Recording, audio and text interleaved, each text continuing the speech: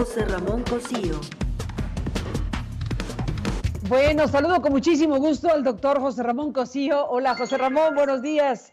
Buenos Hola, días Carmen, y ¿cómo bienvenido. estás? Gracias. Bien, ¿y tú cómo estás?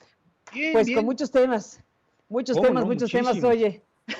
Te propongo empezar con uno que tiene que ver con gobernadores de la República y el gobierno central, porque estamos aquí viendo, por un lado, la respuesta que dan cámaras industriales, cámaras empresariales y organismos cúpula y empresas en particular en relación a las decisiones tomadas con el tema de la energía, pero también estamos viendo cómo los gobernadores que están en una suerte de agrupamiento, en este caso, en este tema y en otros, pero en este tema en particular. Bueno, ¿qué estás viendo tú, José Ramón, sobre esta tensión, digámoslo así, y los procedimientos judiciales que están en curso para el tema de la energía? Así que tiene un componente judicial y político, si me lo permites, dadas las fuerzas que están convergiendo para ver cómo van a resolver ese tema.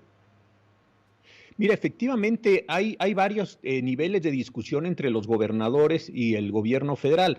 Quisiera comenzar recuperando una frase del senador Ricardo Monreal que me pareció muy bien, y él dice: no hay que espantarse que los gobernadores formen bloques o que se unan para tratar de defender sus intereses. Eso es parte de una democracia y, bueno, me pareció bien esa frase como para darle un contexto y bajarle un tono de alarma, como si estuviéramos enfrentando prácticamente una revolución de gobernadores. Creo que el contexto en el que los pone el senador Monreal es muy adecuado.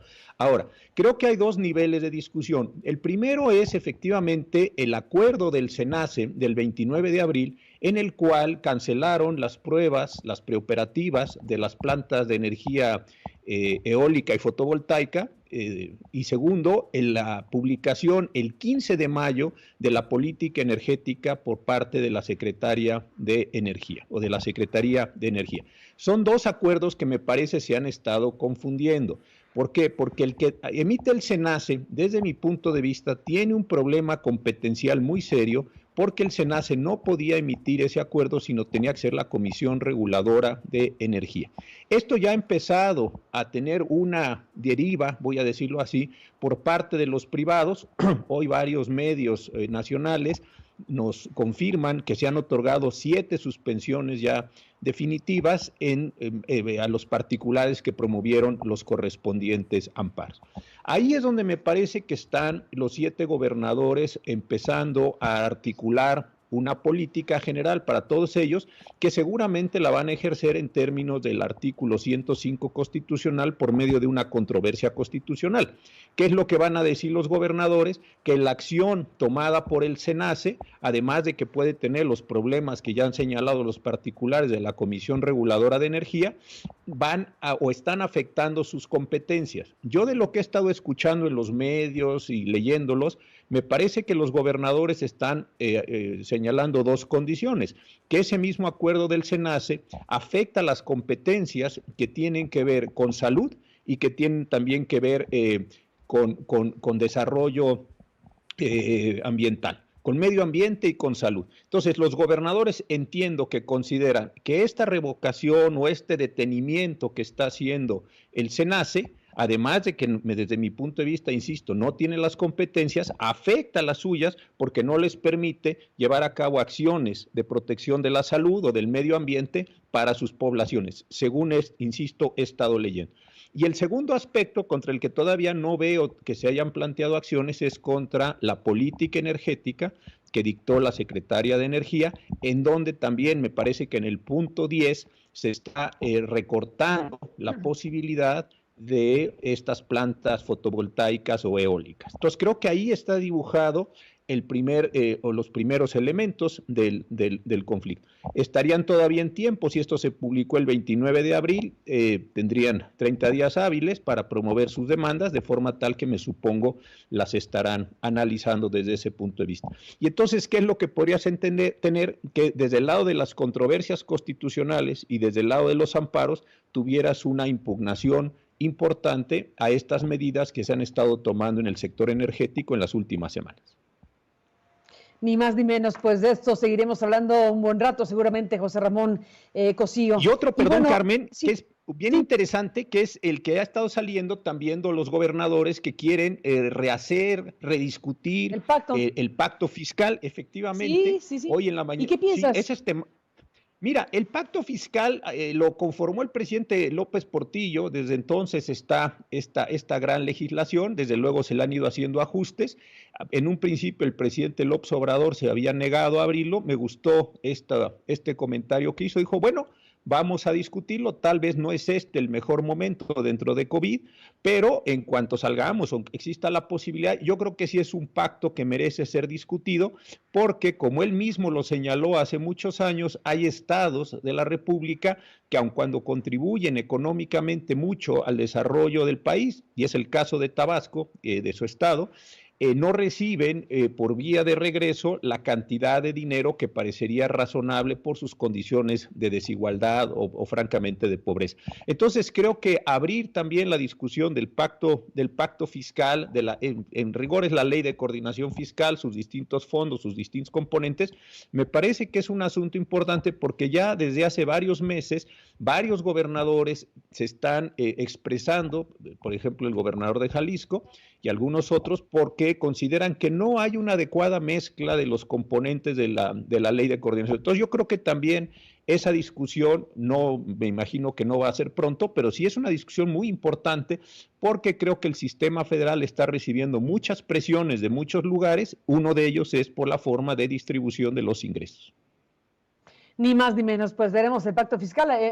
Del tema hablamos el otro día con el gobernador de Nuevo León, con el Bronco, y bueno, pues decía efectivamente que no parecía el mejor momento, en todo caso, este que estamos atravesando para discutir el pacto fiscal. Pero bueno, ahí queda también como un asunto importante entre los gobernadores y el gobierno central de la República. Y bueno, pues José Ramón, está también este asunto de asuntos que es el regreso a la llamada nueva normalidad. Estamos viendo los anuncios que se hacen respecto a un sistema de semáforos. Tuviste un programa espléndido, por cierto, sobre el tema el viernes pasado y bueno, has dado seguimiento muy puntual a todo esto, pero ahora que estamos acá en este martes, ¿qué decir de también otra vez, ¿no? Incluso la coordinación gobierno federal, estados de la República, municipios, este sistema que se está planteando de semáforos para que la gente y las autoridades puedan identificar los niveles de contagio o el alcance de la epidemia desde el ámbito municipal y en función de eso la reactivación de tales o cuales actividades. Ese es un tema también muy importante en ese momento. ¿Cómo no? Es importantísimo porque este sábado termina lo que se denominó la Jornada Nacional de Sana Distancia. Este sábado ya termina. Entonces, entraremos a partir del día 31 y desde luego el día primero, que sería el primer día hábil, a un nuevo modelo. Esto que se ha llamado la nueva normalidad, en fin, ha tenido varias condiciones.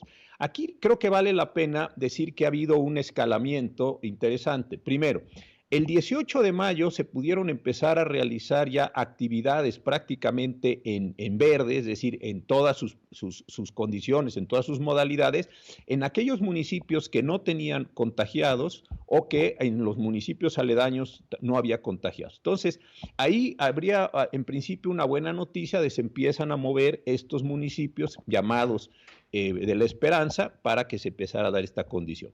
Ahí hay un problema importantísimo porque como no se ha hecho el número suficiente de pruebas y existe un desfase entre los casos que se están presentando de contagiados o de personas fallecidas, ahora se inventó una nueva categoría un poco confusa de portadores, que no se ha explicado muy bien, pero bueno, en esas condiciones se empezaron a abrir estos municipios, insisto, creo que sin tener toda la información de los casos, lo cual podría generar un rebote. Ese es un primer escenario. El segundo es que entre el 18 de mayo y el 30 o 31 de mayo se debió haber estado llevando a cabo la construcción de protocolos, lineamientos, entrenamientos, prácticas para que las personas pudieran regresar en esas condiciones. Con toda franqueza, y esto lo tratamos en el programa del viernes pasado, yo no he visto que esos protocolos, lineamientos, entrenamientos, capacitaciones se hayan iniciado. Entonces, encuentro un problema de que este periodo que era de preparación para llegar bien el 31 de mayo o el 1 de junio, no lo hemos aprovechado correctamente. ¿Dónde están estos protocolos? ¿Cómo se están entrenando? ¿Cuáles son los filtros que se están utilizando? Ahí hay un segundo problema. Y el tercero es que efectivamente a partir del 1 de junio empezarán ya las actividades bajo el semáforo que exactamente tenemos en pantalla. Como es bastante obvio, quien está en rojo pues no puede hacer muchas cosas, seguirá básicamente constreñido a sana distancia, y descendiendo, quien está en verde pues podrá hacer, desde luego, con las medidas de prevención, lavado de manos, en fin, sana distancia de 1,5 metros, la forma de toser, las cosas que ya sabemos, o de estornudar, sería el caso. Pero me parece que también hay ahí muchas diferencias. ¿Por qué? Porque en lugar de que sea una acción centralizada de la Secretaría de Salud con las competencias constitucionales, pues los gobernadores, ante la falta de acción de la Federación, están tomando sus propias decisiones. La jefa de gobierno de la Ciudad de México, Claudia Sheinbaum, dijo: yo hasta el 15 de junio no regreso a una condición, y así otros gobernadores lo están haciendo. De forma tal que sí hay algunas directrices, hay que decirlo, y está bien, pero también me parece que le ha faltado empuje, que le ha faltado más perspicacia, más fuerza, por decirlo de esta manera, a la Secretaría de Salud para modelar todo este fenómeno del regreso. Lo peor que puede pasar, y también lo tratamos en el programa, y el doctor Frenk dio una entrevista muy interesante la semana pasada, es salir sin el número adecuado de pruebas, salir un poco a ciegas, déjeme decirlo así, y entonces encontrarnos con el muy desafortunado evento de que se nos empiecen a aumentar los contagios y regresemos a una situación que pensábamos no iba a llegar. Esta es una parte muy delicada, que me parece que sí vale la pena que la Secretaría de Salud la entienda y construya todo ese aparato. Creo que se les fueron semanas o días muy valiosos entre el 18 de mayo y lo que llevamos corrido ya de este mes de mayo, a efecto de crear estas instancias. Pero en fin, me parece que es un tema verdaderamente central, porque nos podemos encontrar, insisto, lo que está pasando ya en otros países, ya no es una cosa excepcional, donde hay rebotes en este caso. Sin duda, pues todo un tema que desde luego es principalísimo en estos momentos. Y bueno, te propongo que en esta parte final de tu presencia acá en el comentario de estos martes, podamos detenernos en un asunto que me parece de la mayor importancia.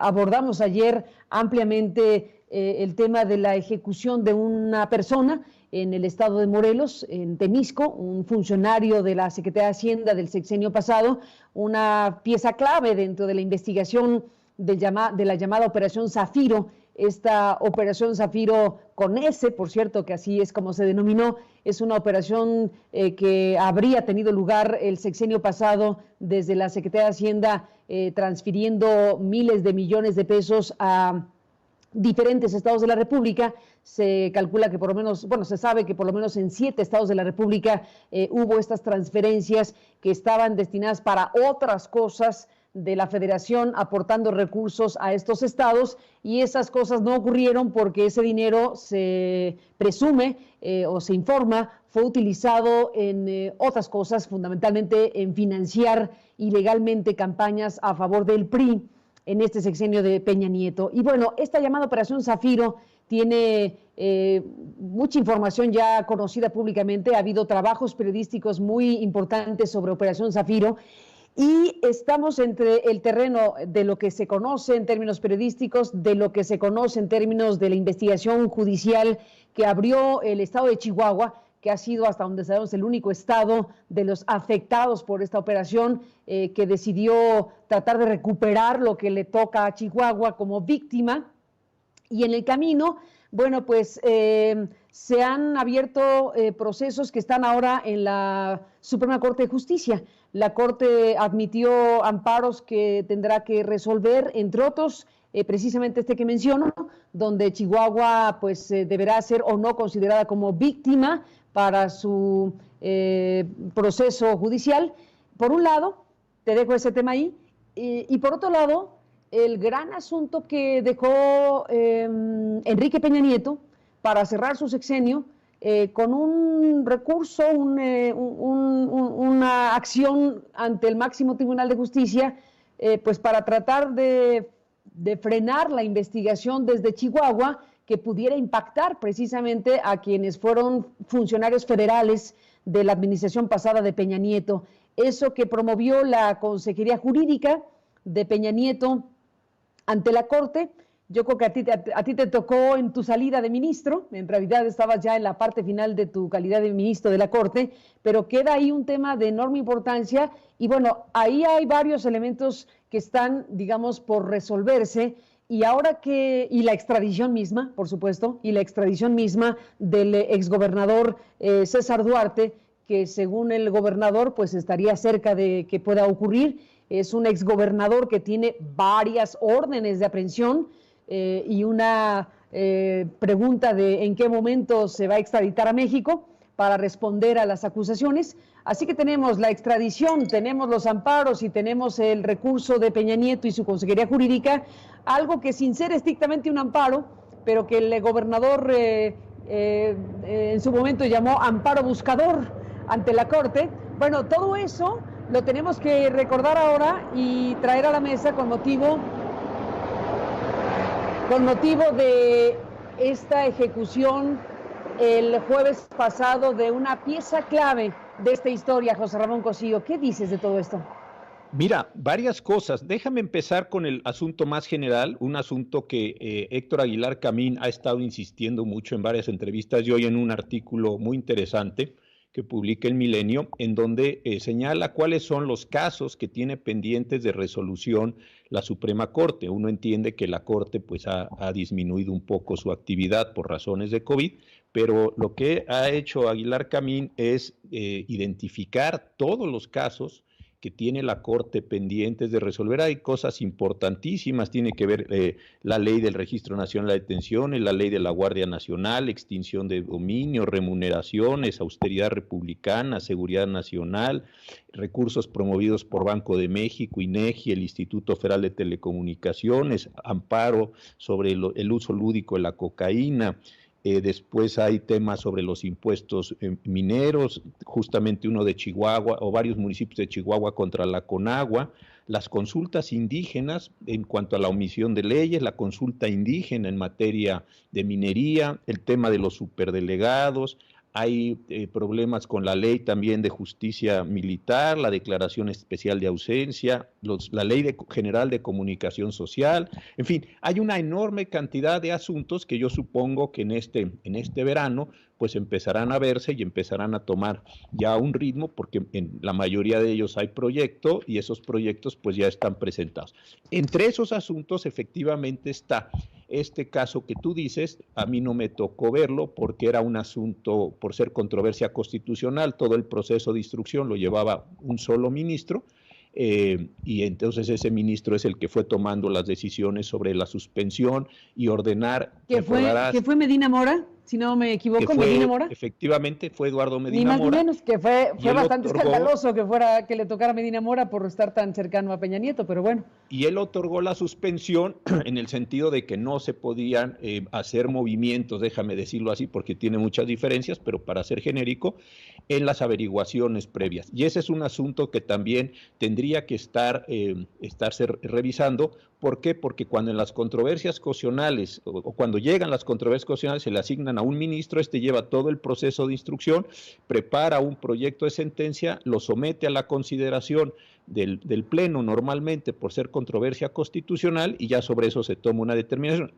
Además de la lista que acabo de mencionar y que no hago más que recuperar lo que Héctor Aguilar ha estado señalando, es la parte muy interesante de este caso. Ahora, ese es un punto muy importante de lo que tiene que hacer la Corte. Lo que segundo que tú dices, he estado pensando en este asunto de la persona, no por respeto no diré el nombre, que fue asesinado junto con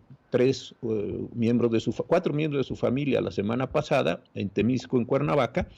Y efectivamente es un funcionario muy importante porque dentro de la Secretaría de Hacienda, hay que recordar, está la Secretaría, el subsecretario del ramo, el subsecretario de Ingresos y el de Egresos. Y dentro de la subsecretaría de Egresos hay varias unidades muy potentes, unidades con muchas capacidades. La de él era la unidad de política y control presupuestal. A él le correspondía nada menos que diseñar el presupuesto de egresos de la Federación y estar haciendo todas las participaciones. Y lo que se le está diciendo a él es que del Fondo de Fortalecimiento Financiero, como dices tú, lo reportó New York Times, lo reportó Proceso, lo reportó Mexicanos contra la Corrupción, tú misma en Aristegui Noticias lo has estado trabajando mucho, se hicieron estas transferencias. Estas transferencias se hicieron a las entidades federativas. Las entidades federativas, a su vez, las transfirieron esos fondos a empresas que en la investigación final de Mexicanos contra la Corrupción se demuestra esto que desafortunadamente ha pasado, que también la Auditoría Superior de la Federación dio cuenta, y que es en domicilios muy modestos, pareciera que son los domicilios fiscales de estas empresas fantasmas, y ahí es donde se están transfiriendo estos recursos. Ahora, el hecho de que a esta persona, pues desafortunadamente la hayan matado y además en condiciones tan violentas y tan crueles, me parece que tampoco es el fin de la investigación. ¿Por qué? Porque lo que él hizo fue transferir dinero a las entidades federativas. Las entidades federativas transfirieron dinero a las empresas fantasmas, salvo que se pensara, y yo no tengo ningún elemento para hacer esa acusación, pero lo voy a poner en términos hipotéticos, que la persona asesinada el jueves pasado fue el cerebro financiero, el cerebro operativo de todo el entramado, lo voy a decir así, pues él lo que hizo fue transferir estos dineros a los estados. ¿Qué pasó dentro de los estados? ¿Cómo los estados bajaron ese dinero, por ponerlo en esta expresión? Eso ya es una cosa que no pasaría por sus atribuciones. Podría tener una responsabilidad por la falta de control, pero esa falta de control, desde luego, tendría que haber pasado también por cuenta pública, es decir, habría otros mecanismos de revisión. Creo que la investigación sigue siendo una investigación muy sólida, más allá del fallecimiento de esta persona. Insisto, salvo que esta persona hubiera sido el gran diseñador, el gran creador de todo el entramado en este sentido. Es muy malo que lo hayan matado, desde luego, es una vida humana, es malo para la investigación, pero creo que tampoco es el fin de la investigación, si entendí bien tu pregunta. Bueno, no es el fin de la investigación, desde luego que no debe serlo. Pero bueno, sí es un asunto que inquieta muchísimo que una vida se pierda de forma tan brutal, y que este personaje, ex titular de la Unidad de Política y Control Presupuestal de Hacienda del sexenio pasado, pues haya sido eliminado de esta manera. Ese tema, y con bueno, su familia, pues, terrible, ¿no? Terrible, su mamá terrible, y tres terrible. hermanos, sí, terrible. El fiscal Peniche, déjame tomar el hilo de esto para un poco contestar lo que dices. El fiscal Peniche de Chihuahua, según comentó el gobernador ayer, dijo, se llevó mucha información. Esa fue la expresión, palabras más o menos, que dio el fiscal. Y bueno, pues de cualquier manera, la investigación lleva mucho tiempo realizándose en Chihuahua. Tienen una gran cantidad de información, según ha podido narrar en la medida de su posibilidad el propio fiscal y el propio gobernador. Y bueno, pues aquí el gran tema es si efectivamente estamos cerca o no de la extradición de César Duarte, el exgobernador, que a su vez tendrá muchísima más información o información relevantísima del tema, por supuesto. No sabemos qué pueda ocurrir si efectivamente llega a México y se hace ya formalmente el procesamiento judicial con él en este país, por un lado. Por otro lado, pues déjame brincar rápidamente al tema de la Suprema Corte de Justicia, porque está el asunto de los amparos que admitió la Corte precisamente para resolver varios puntos. Uno de ellos que tiene que ver precisamente con la calidad de víctima de un Estado, algo que está reclamando Chihuahua, porque no se le reconoce de esa manera. Y bueno, en el sexenio pasado, en la Procuraduría General de la República, se hicieron muchas cosas para que este caso se descarrilara.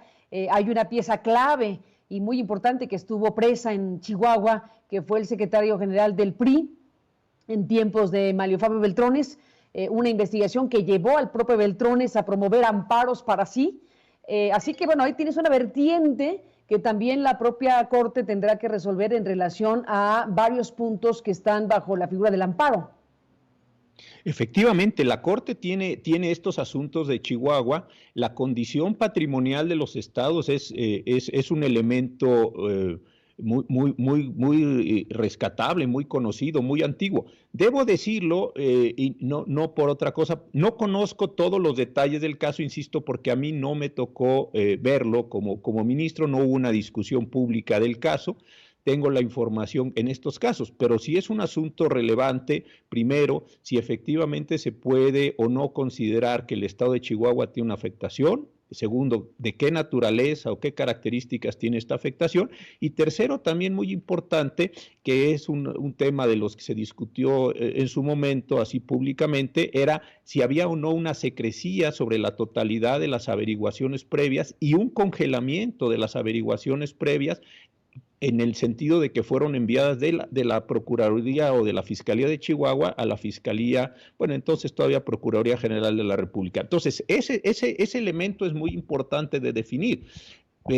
Cuando se hace un delito federal o cuando se atrae un delito, cuando se federaliza, voy a decirlo así coloquialmente, el delito, ¿es posible que quede todo congelado o existe la posibilidad de que se sigan llevando a cabo actuaciones por parte de las fiscalías locales? Ese me parece es un punto muy fino de derecho que también tendrá que ser dilucidado. Entonces, entre el largo listado de temas que la Suprema Corte de Justicia tiene que resolver previsiblemente a partir o pasarán ya en este verano, con todos estos temas que hemos ido señalando, que son de gran importancia, también está porque sí tiene mucho que ver en esta relación de la federación y los estados, qué cosa le corresponde a la federación, qué cosa le corresponde a los estados en este mismo caso. Lo que yo entiendo es que Chihuahua está pidiendo la extradición del exgobernador Duarte para que vaya al estado de Chihuahua y ahí pueda ser procesado por los delitos de que se les acuse. Y entonces sí es interesante y jurídicamente muy importante saber qué cosas quedan en la jurisdicción de Chihuahua, qué cosas quedan en la jurisdicción de la Federación y cómo cada uno de ellos puede estarse moviendo, déjame decirlo así, en términos normativos. Pues de este tema hay varias derivaciones. Recuerdo también que el gobierno de Chihuahua, a través de su consejería jurídica, de su representación jurídica, presentó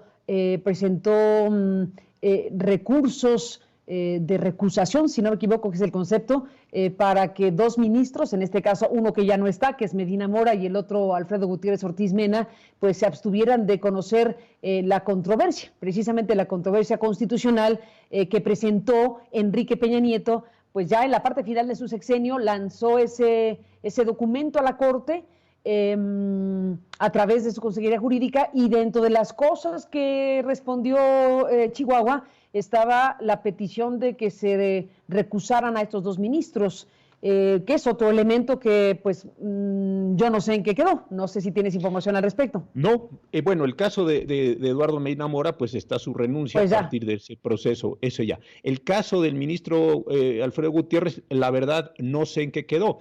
Tampoco sé quién se está haciendo cargo de ese asunto una vez que el ministro Medina Mora se retiró de la Corte, porque cuando uno sale, los asuntos que están encargados a un ministro, este es un procedimiento completamente normal y además bastante obvio, pues son expresiones retornados a otro ministro. Entonces, no sé si hubo, como en algunos casos anteriores, un retorno de todos los asuntos completos a una sola persona o como en otros casos también, dependía eso un poco del volumen, se le retornan entre todos, digamos, si son 100 asuntos los que tiene el ministro, pues 10 a cada uno de los otros. No sé cuál es el mecanismo que se habrá seguido en ese caso, pero habría que entonces ver cuál es esta condición del retorno. Y segundo, los casos de recusación, cuando llega un escrito de recusación, se le turna a un ministro para que haga como en todos los casos, un proyecto y diga, yo creo que sí hay elementos suficientes para la recusación o no. Los casos de recusación, pues son que exista un parentesco, una amistad estrecha, una enemistad manifiesta, que haya actuado como autoridad en un proceso anterior, es decir, son casos reglados, no son subjetivos ni arbitrarios, o casos en los que el ministro acepte que tiene una amistad, que tiene algún elemento de carácter ahí sí muy subjetivo que lo lleva a comprometer su criterio en estos casos. Entonces, no sé cuál sea esta condición, pero pues en todo caso es un procedimiento bastante normal. A veces los litigantes, también hay que decirlo, utilizan ese recurso para tratar de modificar, voy a decir así, la composición del órgano y tratar de obtener algún sentido favorable a su resolución. Eso es algo, no es que esté bien, no lo estoy autorizando ni avalando, pero es algo que tiene también una condición de normalidad.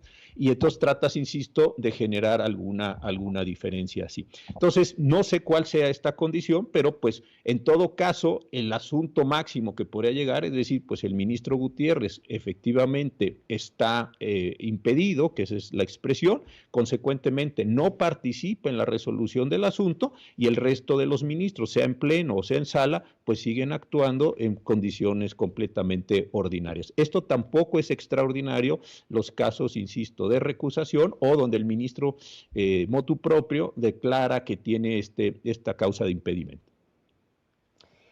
Pues vamos a ver en qué termina, pero Sí. déjame agregar a lo que estás diciendo y preguntarte. Cuando tuvimos oportunidad de conversar con el gobernador Corral, que hemos hablado con él muchas veces y espero seguir haciéndolo de este y otros temas, pero de este en particular, él utilizaba la expresión de que esta controversia constitucional presentada por Peña Nieto a través de su consejería jurídica ante la Suprema Corte de Justicia, que esta controversia constitucional era una especie de amparo buscador disfrazado, porque el propósito fundamental era obtener a partir de este recurso, pues la copia de los actos que reclama la investigación misma. Entonces, bueno, te pregunto cuál es el procedimiento, aunque insistes y con razón que no tuviste acceso ni conocimiento directo del asunto porque no te llegó como ministro, pero cuál es el procedimiento. Si un presidente, Peña Nieto, le dice a la Corte, aquí está esta controversia y lo que se tiene que hacer es que la Corte le pida al Estado de Chihuahua toda la información relacionada con la investigación sobre corrupción política, en este caso la Operación Zafiro en la vertiente Chihuahua, ¿cuánta información tuvo que entregar Chihuahua al ministro de la Corte que recibió el asunto, que es Medina Mora, que ya no está, pero estuvo, José Ramón? Claro, ahí el tema es este. En principio las controversias constitucionales no se rechazan. De verdad que hay una prevalencia hacia admitir las controversias constitucionales. Tiene que ser algo muy, muy absurdo para que la Corte diga, oye, de plano te rechazo la promoción de la controversia. Hasta donde entiendo, lo que se estaba discutiendo otra vez es el conflicto competencial entre la Federación y los estados. Me toca a mí, déjame ponerlo en este lenguaje coloquial, Federación, conocer de estos delitos porque hubo dinero federal involucrado, o te toca a ti, Procuraduría o Fiscalía de Chihuahua, conocerlo. Esa es una pregunta jurídica válida. Y más allá de si hay o no atrás de intencionalidades políticas, yo eso lo puedo suponer, pero no lo puedo afirmar. Pero lo que quiero decir es, hay una discusión legítima, ¿me toca a mí o te toca a ti? Por ponerlo en este lenguaje muy coloquial. Ahora, para poder tener la imagen general de los casos, pues tráiganme toda la información que pueda haber para efectos de entender cuál es lo que se está discutiendo, qué está haciendo Chihuahua, qué no está haciendo. Y en ese sentido es cuando vino toda la información y la decisión después de que no se actuara hasta en tanto la Corte no resolviera. Creo que ese punto fue el que generó mayor dificultad. No tanto el que venga la información, insisto, eso me parece una práctica normal, es más, me parece que es necesario para saber de qué se trata el caso. La otra es, mientras que yo no lo resuelva o mientras la Corte no resuelva, no haga nada.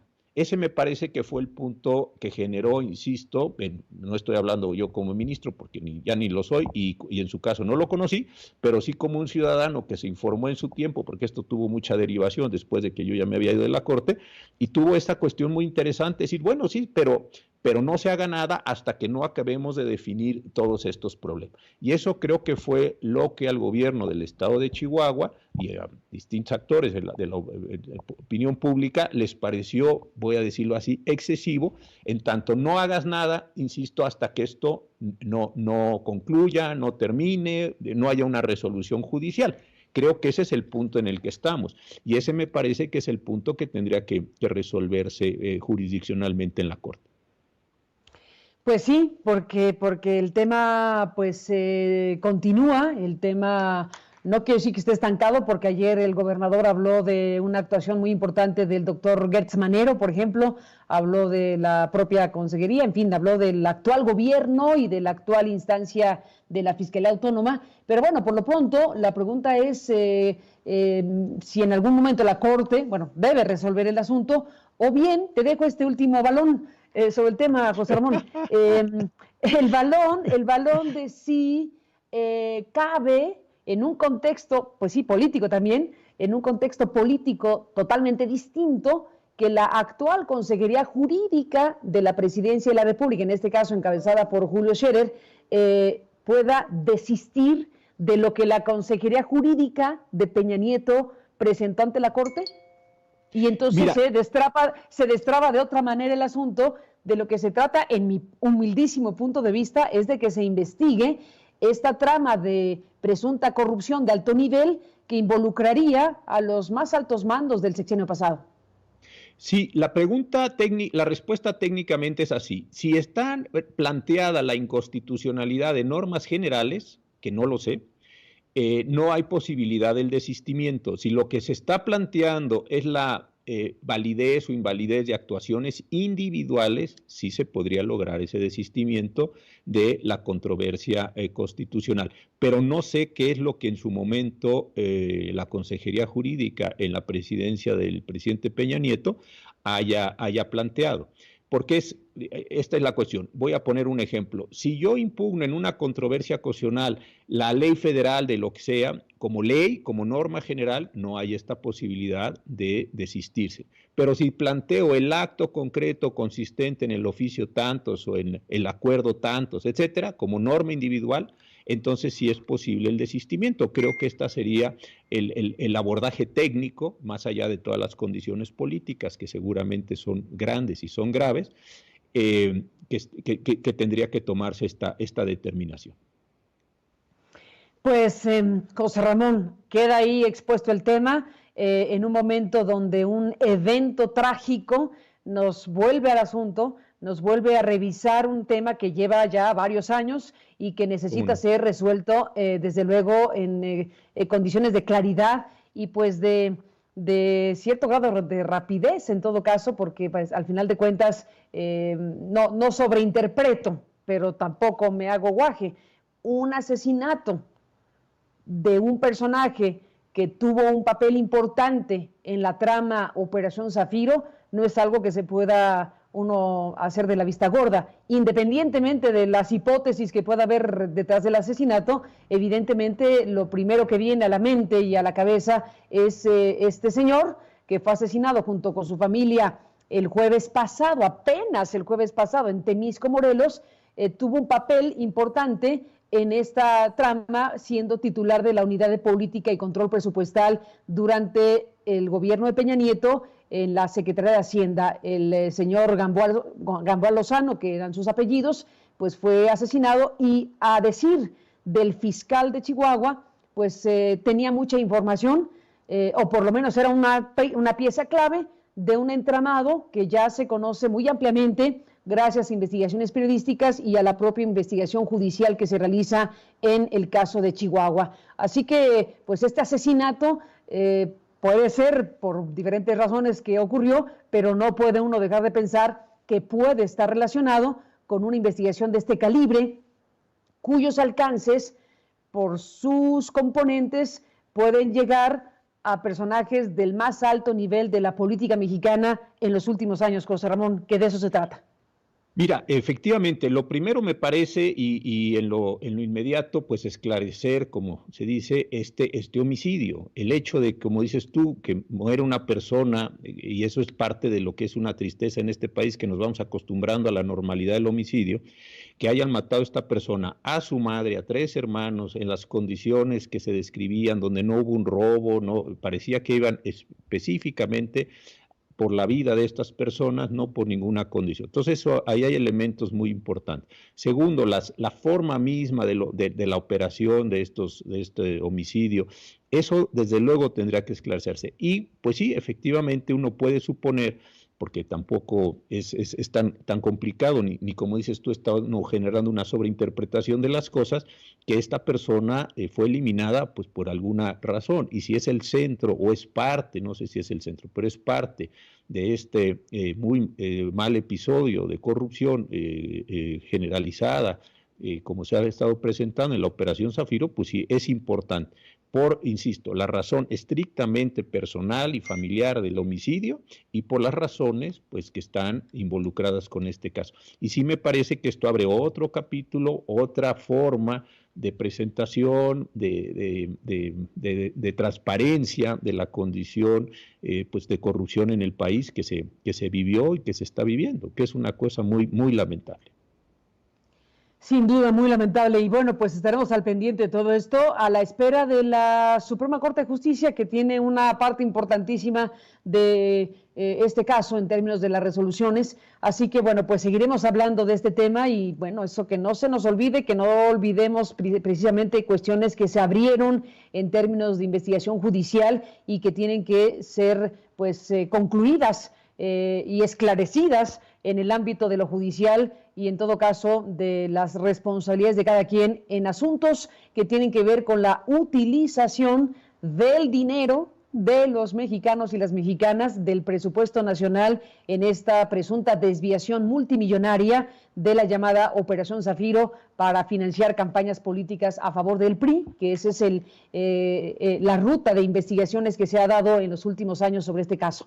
Así que bueno, pues veremos en qué termina. Por lo pronto había y hay que abordar el tema. Te aprecio mucho que estés aquí para hacerlo, José Ramón. Al contrario, Carmen, gracias por la oportunidad y te reitero mi cariño, mi respeto y mi solidaridad por las cosas que desafortunadamente sigues pasando.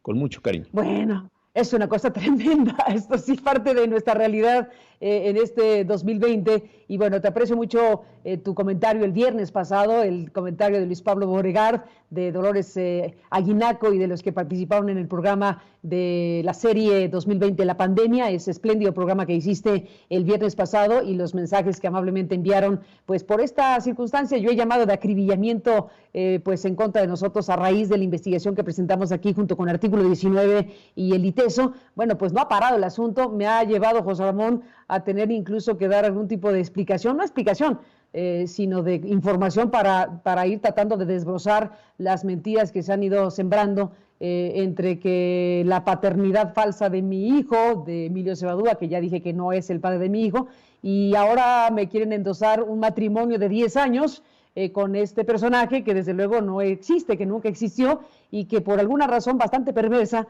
hay quien insiste en pues una información falsa al respecto de un presunto matrimonio que no tuve con él.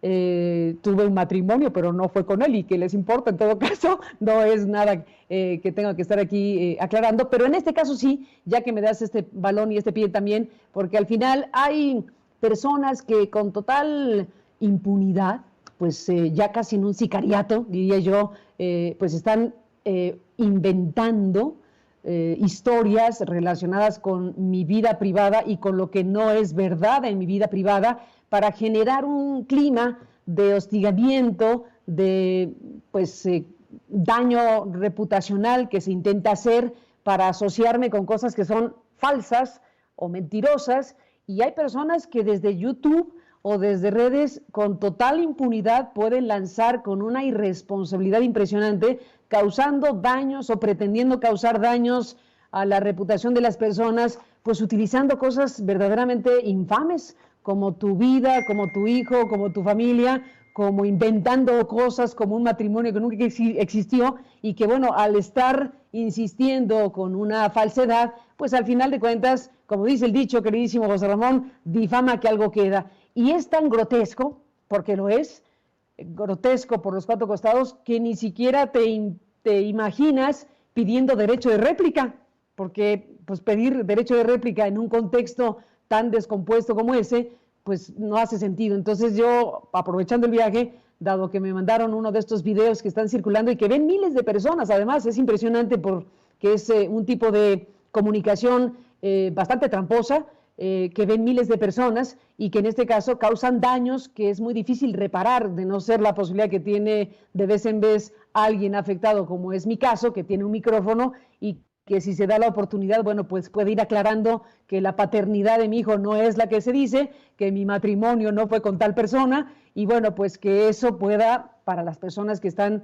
siguiendo este proceso de campañas, producto de una reacción desde el lugar de donde vengan, por la información que hemos presentado, por cierto, por información que sostenemos, por investigaciones que mantenemos y que seguimos desarrollando, en este caso particular por lo que está sucediendo en la Agencia de Noticias del Estado mexicano. Lo que deberían hacer es dar respuesta a la investigación. Lo que deberían hacer es clarificar y abrir las investigaciones correspondientes de lo que se ha informado, de lo que ahí sucede y ha sucedido. Eso es lo que se tendría que hacer. Y bueno, estas campañas pues son bastante lamentables, tóxicas, y la verdad que no es lo que se espera del momento político y social que se ha decidido por millones de personas en este país, que tiene que ver con otras cosas y no con este acribillamiento a los críticos o a los periodistas o a los que puedan plantear cosas que pudieran incomodar a alguna parte del poder en México. Creo que eso es muy, muy lamentable. Y esto que estoy comentando, que apenas lo vi ayer porque alguien amablemente me lo manda, pues me mandan cosas, personas que me quieren alertar del tipo de asuntos que están sucediendo en las redes sociales o en YouTube. Pues en este caso, pues como digo, lo dejan a uno en la indefensión, porque es muy difícil pedir derecho de réplica en espacios que son vistos sí por miles de personas, pero cuya naturaleza y cuya procedencia no queda suficientemente clara. Así que pues aprovecho el viaje ahora para desmentir un presunto matrimonio mío que no existió y que se quiere utilizar para causarme daño reputacional a mí, a mi hijo Emilio y a lo que se pueda. Así que bueno, pues te agradezco el comentario, José Ramón, te mando un abrazo a ti, a mi queridísimo Luis Pablo Beauregard, a Dolores Aguinaco, que estuvieron contigo el viernes en ese espléndido programa que, por cierto, el que lo quiera ver sigue ahí y seguirá ahí en nuestro espacio de aristeguinoticias.com, y te veremos el viernes, José Ramón, como siempre. Gracias, Carmen. Un abrazo muy afectuoso. Con mucha Igualmente solidaridad. para ti. Gracias, doctor José Ramón Cosío. Gracias por estar aquí.